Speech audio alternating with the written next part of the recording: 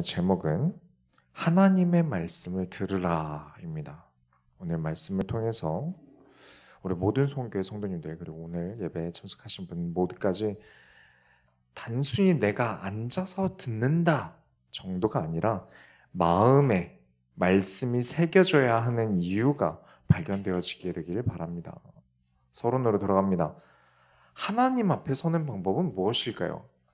우리가 어떻게 해야 하나님 앞에 선다 말할 수 있을까요?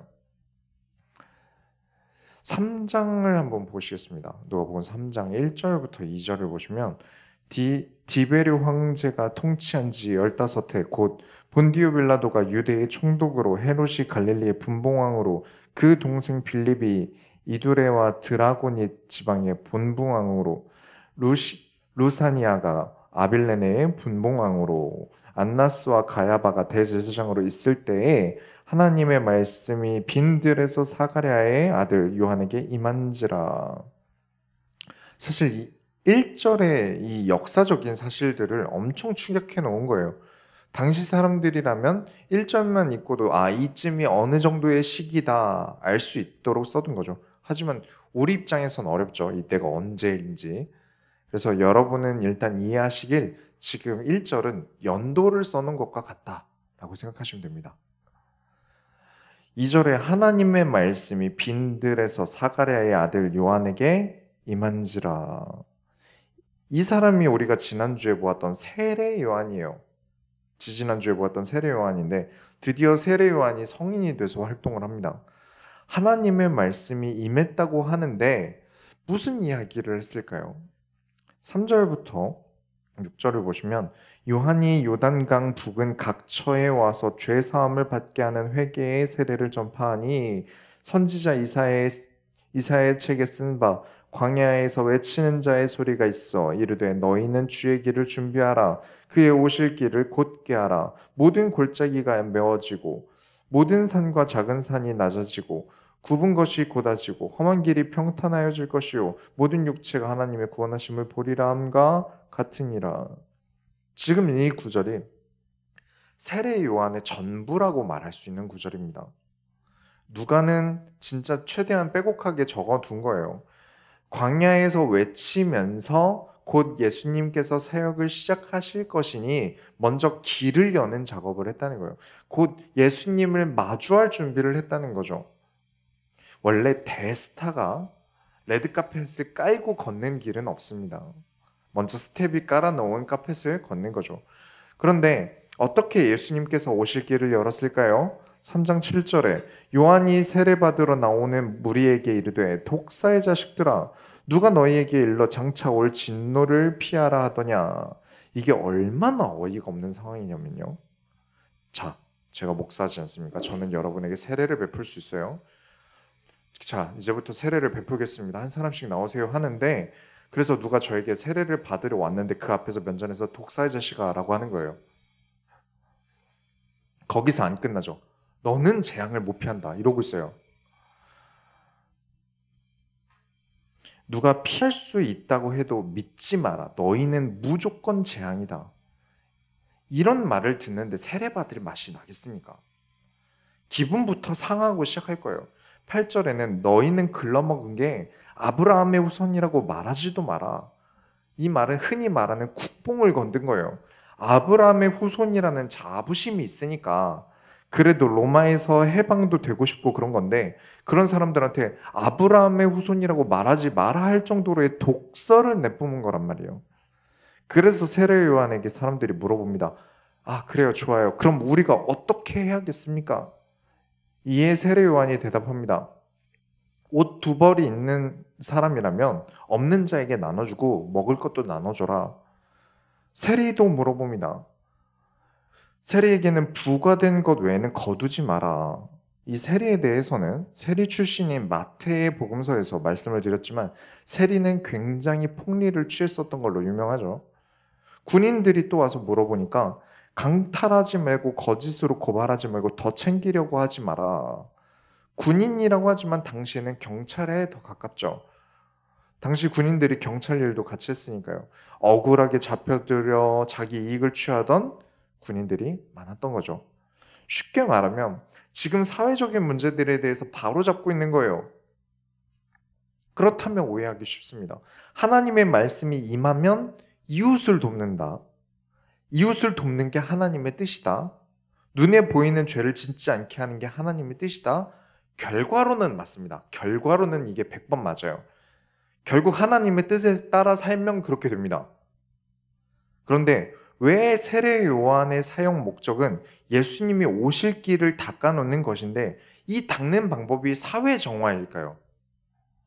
첫 번째, 인간이 죄에 대해서 깨닫지 못하면 그리스도가 필요 없기 때문에 그래요.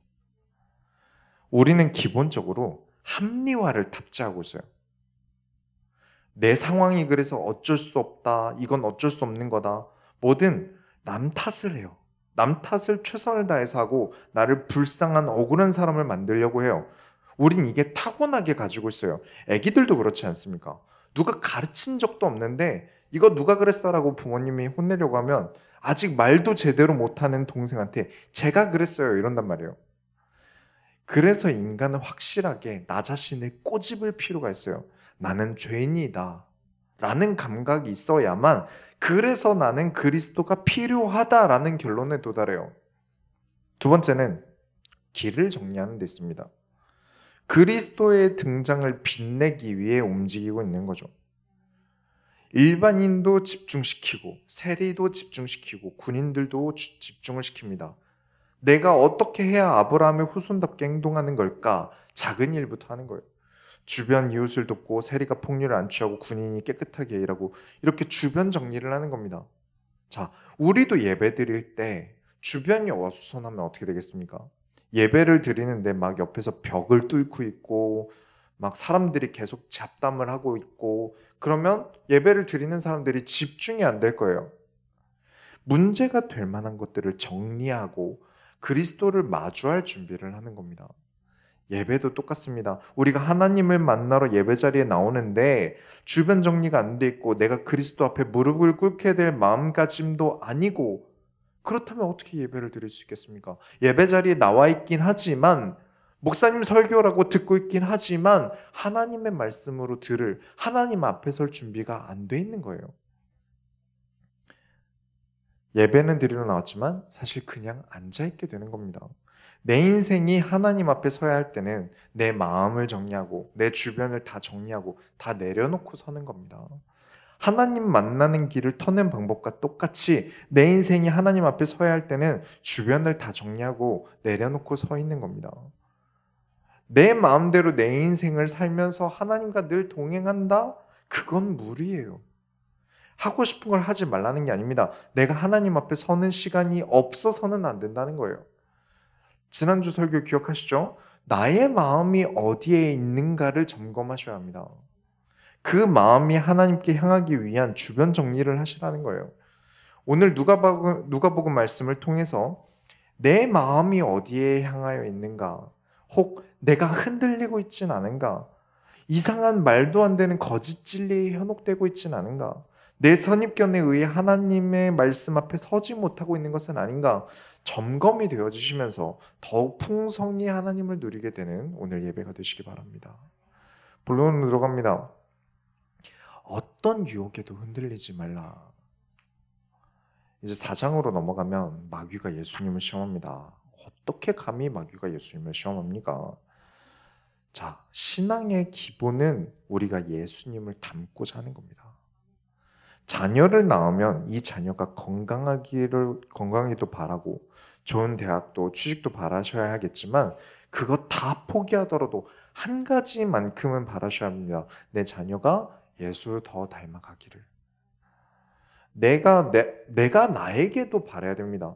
내가 성공하고 싶다, 뭐 돈을 많이 벌고 싶다, 다 포기하더라도 한 가지만은 바라셔야 됩니다. 나는 예수 닮기를 바란다. 예수님은 완전한 인간의 표본으로서 이 땅에 오신 거예요. 인간 중 가장 완벽한 인간성의 표본이 예수님이세요. 우리에겐 정말 많은 유혹이 있습니다. 그렇죠? 우리가 온갖 유혹에서도 신앙생활을 지켜야 해요. 어떻게 해야 신앙생활을 지킬까요? 예수님이 이 당시에 40일 동안 금식을 하셨어요. 사람이 40일 굶으면 어떻게 될까요? 하루만 굶어도 사람이 좀 이상해지거든요. 그런데 사탄이 와서 한다는 말이 4장 3절에 마귀가 이르되 내가 만일 하나님의 아들이거든 이 돌들에게 명하여 떡이 되게 하라. 여기 떡으로 되어 있는 거 우리나라가 번역 당시에 빵이라는 개념이 없어서 떡으로 해두었습니다. 자, 우리 인간에게 가장 근본적인 유혹이죠. 당장 배고픔을 이기는 것 어렵습니다. 우리에게 오는 유혹은 뭔가 커다란 것들이 의외로 아니에요. 당장이라도 쉽게 해결할 수 있는 것들이죠. 밥 한 끼 당장 누가 못 사 먹겠습니까? 신용카드 긁고 후보 인생을 살든지 아니면 부모님께 부탁을 하든지 친구에게 부탁을 하든지 누가 밥 한 끼 못 사주겠습니까? 하물며 예수님이 돌을 빵으로 못 만드시겠습니까? 죄다 차선책이 있어요. 어려운 문제도 아니에요. 근데 이 별것 아닌 게 하나님 자녀를 무너뜨려요. 사소한 것, 교회 안의 갈등, 친구 갈등, 가족 갈등 전부 사실 엄청 큰 일이 아니라 아주 사소하고 작은 것에서 옵니다. 예수님이 40일 금식을 하시는 이유는 앞으로 나아가야 할 큰 사역을 위한 준비예요. 배고픈 게 문제가 아니라 하나님 나라의 일을 하는 것이 문제죠. 이게 더 중요해요. 그런데 정말 이상하리만큼 우리는 배고픈 게 문제예요. 배고프다는 게 정말 뱃속만 말하는 게 아닙니다. 우리는 수많은 것에 배고파요. 인기에도 배고파하고요. 남들 다 하는 거 나만 못하는 것에도 배고프고요. 사랑에도 배고프고요.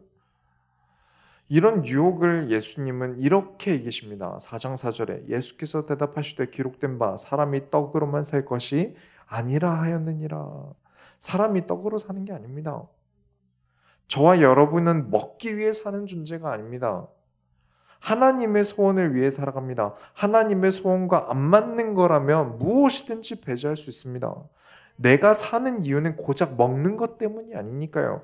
그리고 예수님은 사탄의 유혹에 하나님께서 이미 성경에 쓰신 말씀을 가지고 받아칩니다. 우리가 유혹을 이길 방법은 하나님의 말씀밖에 없습니다. 내 의지로 못 이겨요. 하나님의 말씀으로 이깁니다. 그리고 또 중요한 게, 자, 이게 첫 시험이에요.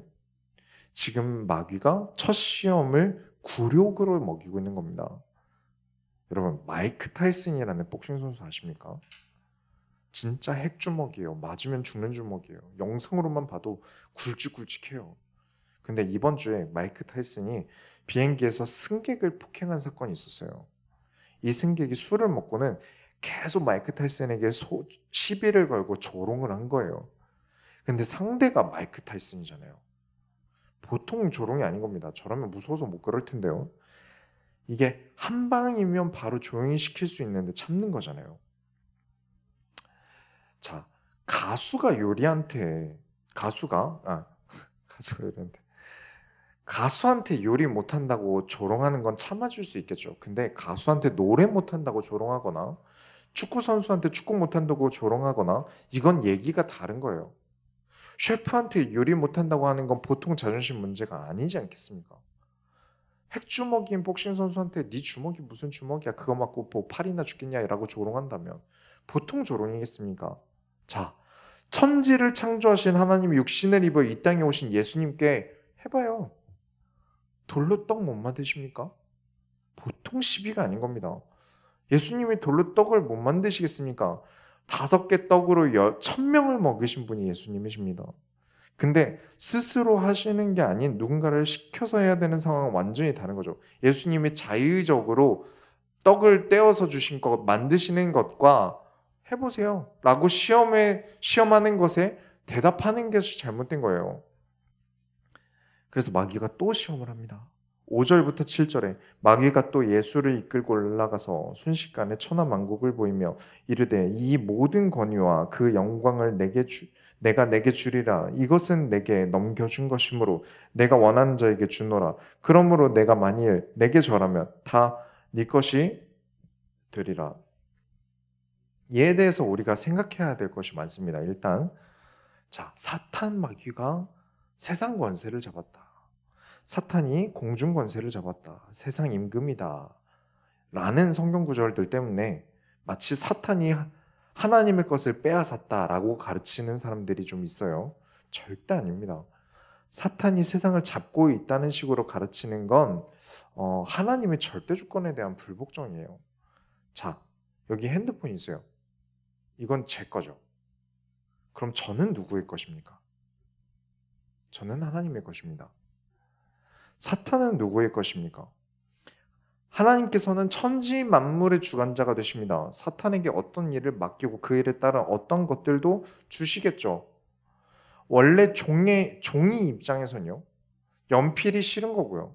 연필 입장에서는 지우개가 싫은 겁니다. 다 용도에 맞물려 있어요. 사탄 역시도 하나님이 어떤 용도에 의해서 계속 두시고 계신 거고, 욥기에 보시면 또 많은 구절들과 우리 교재에 나눴던 거에 보시면 하나님이 그마저도 사용하고 계세요. 그래서 사탄에 대해서 너무 확대 해석하시면 곤란합니다. 4장 8절에 예수께서 대답하여 이르시되 기록된 바 주 너의 하나님께 경배하고 다만 그를 섬기라 하였느니라. 천지를 다 준다고 해도 나는 하나님께 경배한다.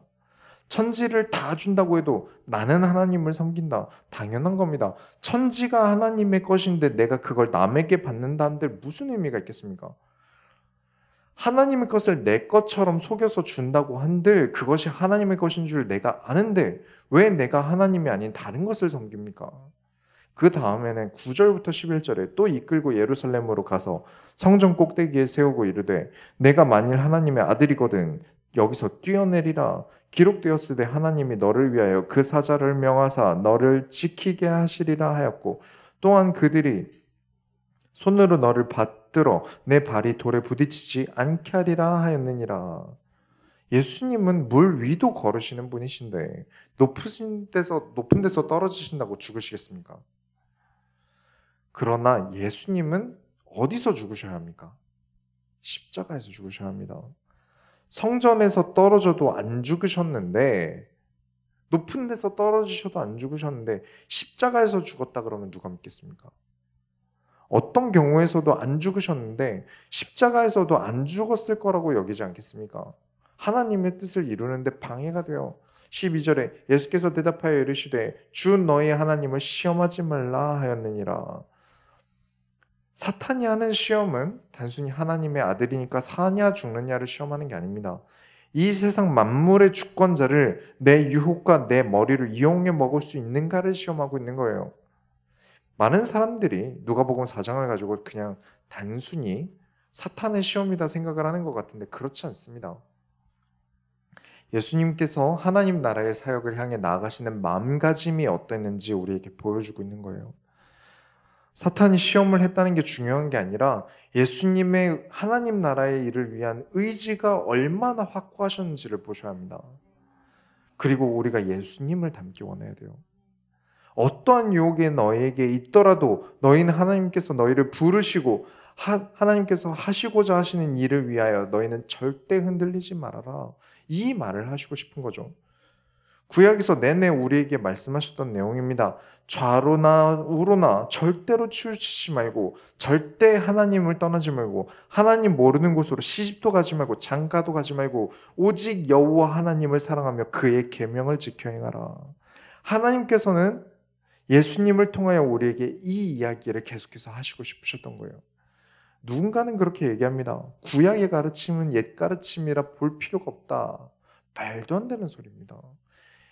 예수님의 가르침은 구약의 가르침과 다른 게 없어요. 오히려 구약 성경을 가지고 제자들을 가르치셨습니다. 흔들리지 마시기 바랍니다. 어떤 것도 하나님과 바꾸시면 안 됩니다. 하나님께서 나에게 맡기신 일을 겨우 아무것도 아닌 좁쌀만한 일 때문에 하나님이 나에게 주신 일을 놔버리시면 안 돼요. 바꾸지 않으시길 바랍니다. 그렇기 때문에 주의를 드립니다. 두 번째로 마귀와 같은 사기꾼들이 있어요. 마귀가 예수님을 시험할 때 예수님의 대답은 언제나 하나님의 말씀을 가지고 대답하셨습니다. 성경 말씀을 가지고 대답하셨어요. 그만큼 예수님께서는 하나님의 말씀을 이루는 것을 가장 중요하게 보신 거예요. 그렇죠? 그게 하나님의 일이니까요. 하나님의 말씀은 우리에게 곧 명령이 됩니다. 곧 우리에겐 일이 돼요. 이 일을 이루는 것에 집중하려면 당연히 하나님의 말씀을 이루는 겁니다. 예수님 본인이 오신 것도, 교회를 세우시는 것도 전부 하나님의 말씀을 이루기 위해서예요. 그렇다면 하나님의 말씀을 알아야겠죠. 모르고 이루는 게 아니지 않습니까? 그런데 지금 우리 주변에 정말 질 낮고 나쁜 가짜들이 성경을 팔아먹고 있어요. 제가 웬만하면 이런 설교 안 하는데 주의를 드릴 수밖에 없어서 말씀을 드립니다. 자, 누가복음 4장 10절에서 하나님의 아들이면 뛰어내려라 라는 이 말씀은 시편 91편 말씀을 사탄이 이용한 거예요. 그런데 이 시편 91편은 하나님의 그늘 아래에 사는 모든 자들을 하나님께서 보호하신다는 내용입니다. 이렇게 하나님의 말씀을 자기 편한 대로 구절만 떼어서 써먹는 것이 가장 악질이에요. 전체적인 내용과 꼭 필요한 적재적소에 하나님의 말씀을 사용한 게 아니라 내가 필요한 상황에서 필요한 구절만 똑 떼서 사용한 거, 악질이죠. 그런데 마귀가 예수님을 시험할 때 쓴 방법이라는 거예요. 어떻게 하나님의 말씀을 이용해서 나에게 유익이 있을까? 어떻게 하면 내 생각을 하나님 말씀 가지고 끼워 맞춰 말할 수 있을까? 말씀을 이용해서 내가 하고 싶은 말을 할 수 있을까? 이단 사이비들이 늘 사용하는 방식이에요. 신비주의자들이 늘 이용하는 방식입니다. 여러분 정말 주의하셔야 됩니다. 세상에는 이런 사기꾼들이 우리 주변에 널렸어요. 그리고 우리도 정말 주의해야 됩니다. 내가 하고 싶은 일이, 내가 하고 싶은 게 생겼는데 어떻게 할까 고민하면서 성경을 막 읽는데 마침 내가 하고 싶은 일을 해도 된다는 구절이 나온단 말이에요. 계속 읽다 보면. 그래서 이거다 하면서 그걸 골라서 하는 거예요. 아, 이게 하나님의 말씀이지 이러면서. 나에게 합리화하고 하나님을 시험하면서 행동하면서 그걸 말씀을 붙잡고 산다고 말해요. 정말 뻔뻔한 겁니다. 우리 소원교회는 그런 일이 없길 바랍니다. 마귀도 사용한 방식을 우리가 사용하면 되겠습니까? 요즘 들어서 유튜브 알고리즘이 기독교인들에게 신비주의자들 영상을 많이 보여줘요. 왜냐하면 신비주의자들은 어떤 사람에게 신비한 은사를 하나님께서 주신다고 믿거든요. 그래서 쏠림 현상이 일어나요. 기독교 관련 검색으로 다수가 보는 채널이니까 모든 기독교인에게 보여주면 다 잘 보일 거라고 알고리즘이 판단하고 있는 거죠. 아, 이 영상은 기독교인들이 많이 검색해서 봤으니까 다른 기독교인에게도 추천해줘야겠다 하면서 다 뿌리는 거예요. 그렇죠? 유튜브가 이단인지 사입인지 어떻게 알겠습니까? 어떤 신비주의자가 어떤 귀신 들린 사람에게 사람을 낫게 하기 위해서 자기가 끼던 반지를 떼서 이 반지에 성령의 기름 부음을 입혀서 그 사람에게 줬답니다. 그걸 좋다고 믿어요. 반지에도 기름을 부어준다고 믿는데 구독 버튼에는 축복이 있다고 믿지 않겠습니까? 그래서 많이 구독합니다. 마치 예수님의 옷자락만 만져도 나은 것처럼, 바울의 손수건만 만져도 나은 것처럼 구독만 해도 나을 줄 믿고 있어요. 유튜브 영상 중에 병 낫는 기도 영상이라고 있어요. 눌러서 듣기만 해도 병이 낫는다고 주장을 합니다. 엄청 봅니다. 사람들이 그런 거 찾아서 매일 봐요. 충성도가 엄청납니다. 그런 사람들이 구절도 내내 그런 구절만 떼어서 봐요. 치유에 대한 주제 설교, 치유에 대해 써져 있는 성경 구절을 프린트해서 마치 부적처럼 품에 안고 들고 다녀요. 그리고 믿기를 하나님의 말씀은 능력이 있어 날성검과 같고, 그러면서 히브리서 말씀을 또 가져다 붙여요. 보고 있으면 진절머리가 나고 신물이 납니다. 알고리즘은 많이 조회되고 많이 검색되어진 내용을 보여주니까 당연히 기독교인들은 그런 영상들이 뜨게 됩니다. 타로 같은 거 괜히 또 보고 싶어 하는 분들 계시지 않습니까? 뭔가 행운, 어떤 운 같은 건 이게 기독교인이라고 해도 참 보고 싶어지나 봐요. 그러니 하루가 복받는 기도 영상 이런 거 보면 눈 돌아가서 누르게 되는 거예요. 그게 전부 다 하나님을 시험하는 겁니다. 내가 이런 성경 구절 들고 다니니까 하나님이 나를 낫게 하실 거야. 내가 저 성령의 기름 부음 받은 영적인 힘이 강력한 목사님의 말씀을 들으면 무슨 소린지는 모르겠지만 어쨌든 나는 복받고 부자가 될 거야. 내가 떨어져도 하나님이 건지실까 시험하듯 행동하는 겁니다. 하나님께서 하시는 말씀이 중요한 게 아니라, 하나님이 나에게 무슨 이야기를 하시는 게 중요한 게 아니라, 떨어지면 건지신다는 결과에만 눈을 불을 켜고 찾아다닌다는 거예요. 왜 떨어지게 되더라도 하나님이 건지신다고 말씀하신 건지, 하나님의 마음, 하나님의 말씀보다 떨어지면 건진다고 했으니 떨어져 볼까? 이런 식으로 시험하고 있는 것과 다를 게 없다는 겁니다. 이는 정말 못된 짓입니다. 단언컨대 마귀와 다를 바 없어요. 그러면서 그 사람들이 뭐라고 써놓냐면 성경에 답이 있습니다라고 해요. 성경에 여러분이 낳는 답이 있습니다 라면서 마치 자기가 성경주의자인 것처럼 말해요. 전혀 성경적이지 않은데. 정말 우리 소원교회 성도님들은 주의하셔야 됩니다. 정말 이것만큼은 날이 서서 주의하셔야 돼요. 저는 정말 도무지 이해가 안 가지만 많은 사람들이 미혹당하는 걸 보면서 누군가에게는 참 그럴싸한가 봅니다. 누군가에게는 이런 게 참 자극적인 맛인가 봅니다. 그러나 독약입니다. 내 소원 성취를 위해서 하나님의 말씀을 믿는다? 독약입니다. 왜냐? 우리는 하나님의 소원을 위해서 창조된 존재입니다. 우리가 하나님께 영광을 돌리기 위해서 창조된 존재가 내가 영광을 받기 위해서 하나님을 사용하겠다. 마귀와 같은 사기꾼들 주의하셔야 됩니다. 세 번째로, 그렇기 때문에 꼭 기억하셔야 됩니다. 듣고 싶은 말이 아닌 꼭 들어야 하는 말씀을 들으셔야 돼요. 이 소제목은 어느 분께서 저에게 하신 말씀이에요. 지금 딱 필요한 말씀이라 넣었습니다. 자, 이제 예수님께서 마귀의 시험을 이기시고 내려오셔서 회당에 들어가서 가르치시기 시작하세요. 4장 17절부터 19절에 선지자 이사야의 글을 들이거늘 책을 펴서 이렇게 기록된 데를 찾으시니 곧 주의 성령이 내게 임하셨으니 이는 가난한 자에게 복음을 전하게 하시려고 내게 기름을 부으시고 나를 보내사 포로된 자에게 자유를, 눈먼 자에게 다시 보게 함을 전파하며 눌린 자를 자유롭게 하고 주의 은혜의 해를 전파하게 하려 하심이라 하였더라. 이 구절이 이사야서 61장의 내용입니다.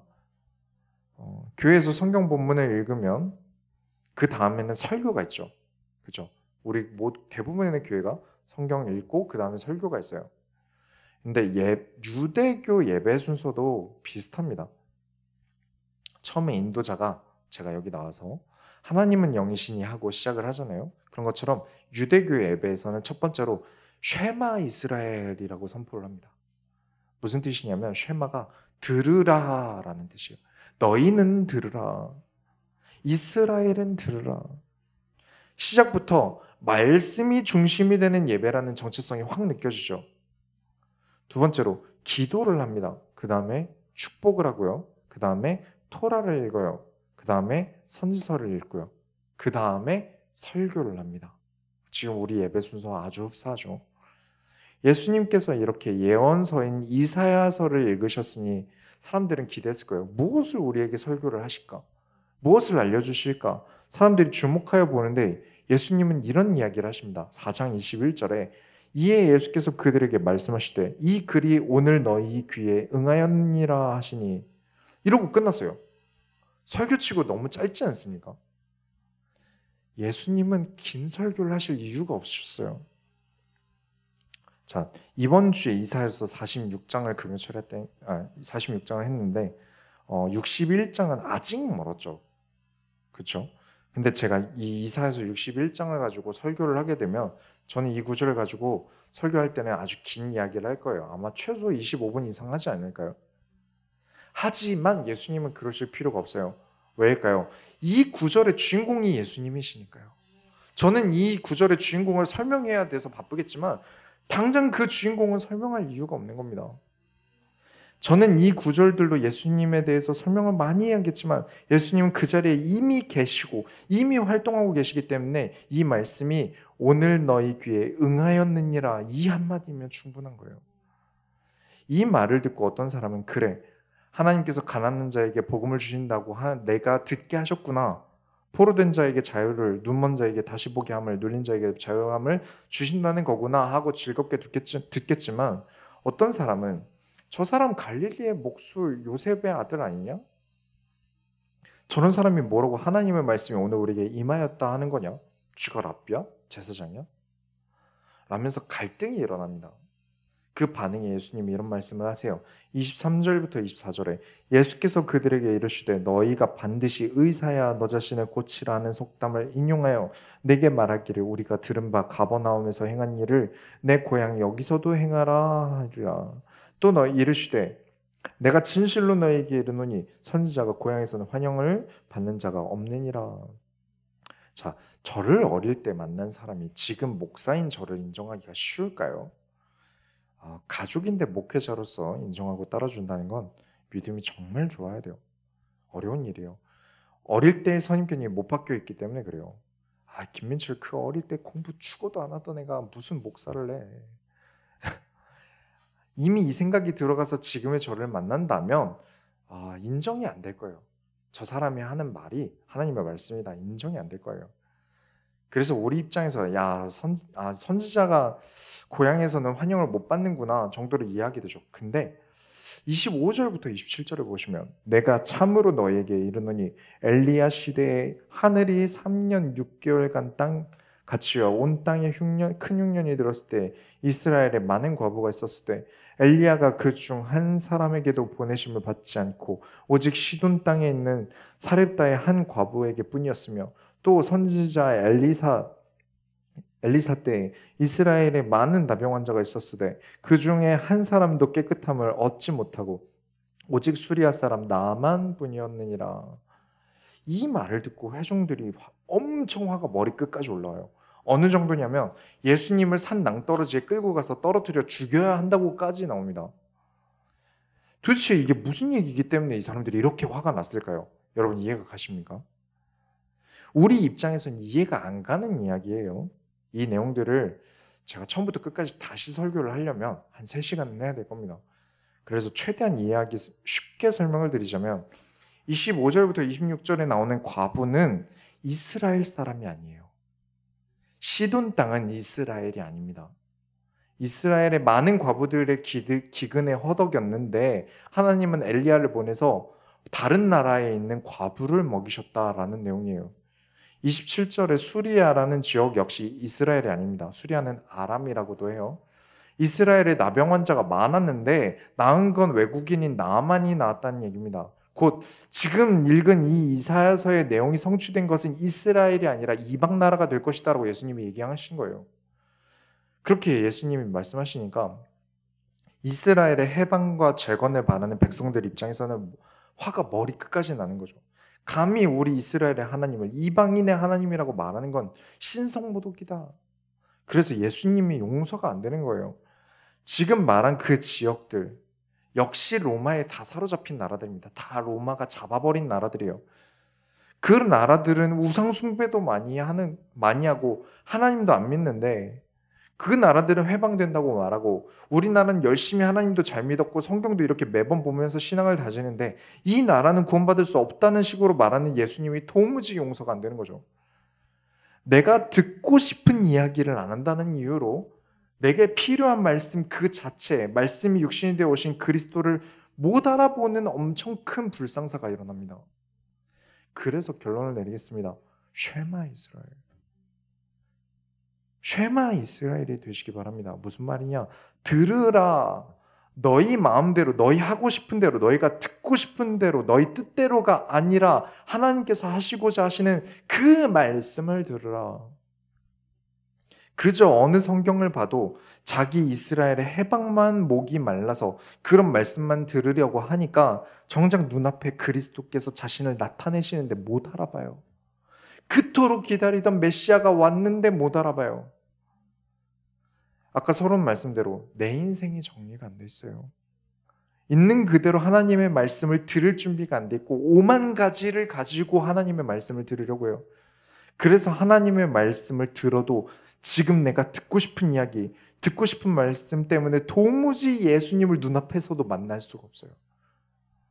갈릴리의 목수 출신 요셉 아들로만 보지 그리스도로 볼 수가 없어요. 내 마음이 예수님을 만날 길을 열어놓지 않으니까 예수님께서 이사야 말씀으로 자신을 나타내는 너무나도 영광스러운 상황, 진짜 두고두고 내 인생의 큰 자랑이며 영광이 될 그 순간이 분노로 가득 찹니다. 수많은 유혹에 의해 내가 끌리는 수많은 나의 불필요한 지방을 만드는 엄청 많은 정제당처럼 과할 유혹들에 의해서 시험을 당하고 하나님의 말씀이 들리지 않고 이렇게 흔들리고 저렇게 흔들리고 이렇게 넘어지고 저렇게 넘어지고 내 몸이 계속 이렇게 위빙을 치니까 말씀이 와도 안 맞고 계속 내가 말씀을 피하고 하나님의 말씀이 선포되어지는데 다른 데 보면서 와 저게 내 마음속을 배부르게 하지 않을까 하면서 말씀을 피하고 하나님의 말씀이 선포되어지는데 다른 데 보면서 와 저 많은 게 내 것이면 얼마나 좋을까 하면서 돌리면서 말씀을 피하고 하나님을 사랑하기보단 나를 사랑해서 하나님도 나를 사랑하는 하나님으로만 배우려고 하고 내가 하나님을 사랑하는 법을 배우지 못하고 하나님이 나를 사랑하신다는 것만 배우려고 하고 왜냐? 내가 나를 더 사랑하니까요. 내 바램을 들어주는 쪽으로 해석된 성경만 바라보면서 정작 그리스도를 바라보지 못하고 그런 모든 인생에게 전달해야 됩니다. 나에게 전달해야 됩니다. 쉐마 이스라엘. 아까 세례 요한이 뭐라고 했습니까? 너희가 아브라함의 후손이라고 말도 하지 마라. 이 말은 곧 너희가 이스라엘 백성이라고 말하지 마라. 너희는 그럴 자격 없다. 왜죠? 진짜 이스라엘은 진짜 아브라함의 후손은 진짜 하나님의 말씀을 들을 줄 아는 사람이 아브라함의 후손이다. 이스라엘의 진짜 정체성은 애굽에서 탈출하여 나왔다는 게 아닙니다. 언제나 제1계명 너희는 힘을 다하고 뜻을 다하여 여호와 하나님을 사랑하라는 데 있습니다. 진짜 하나님을 사랑하는데 자기 원하는 것만 말하고 하나님의 말씀을 듣지 않는다? 그건 하나님을 사랑하는 게 아니라 하나님을 사랑하는 척 나를 사랑하는 겁니다. 우리 소원교회 모든 성도님들이 마음에 많은 것들을 정리하시고 그 마음을 하나님 앞으로 이사하셔야 돼요. 여러분이 정착할 곳은 하나님입니다. 내가 원하는 곳으로 자꾸 하나님을 이동시키려고 끌고 가려고 하지 마세요. 하나님의 말씀은 언제나 하나님께서 계획하시고 하나님께서 이루십니다. 우린 그걸 쫓아가는 거예요. 그런 의미에서 전하는 것입니다. 쉐마 이스라엘. 우리가 육으로는 아니지만 그리스도를 받은 아브라함의 후손으로서 들으라 이스라엘. 진심으로 들으라. 마음을 다하여 들으라. 진짜 하나님께서 하시고자 하시는 그 말씀을 들어라. 진짜 하나님의 말씀을 듣게 되는 모든 소원교회 성도님들이 다 되시기 바랍니다. 우리가 하나님의 소원을 이루어드립시다. 감사합니다. 하나님 감사합니다. 하나님께서 말씀을 이루실 줄 믿습니다. 각 사람에게 하나님의 뜻을 정하여 하나님의 소원을 품게 하시고 이 땅을 살게 하셨음을 잊지 않고 내가 원하는 것, 내가 바라는 것을 넘어서 하나님께 나의 마음과 나의 눈과 나의 귀가 향하여 있는 쉐마 이스라엘 되게 하여 주옵소서. 살아계신 예수 그리스도의 이름으로 기도드렸습니다. 아멘.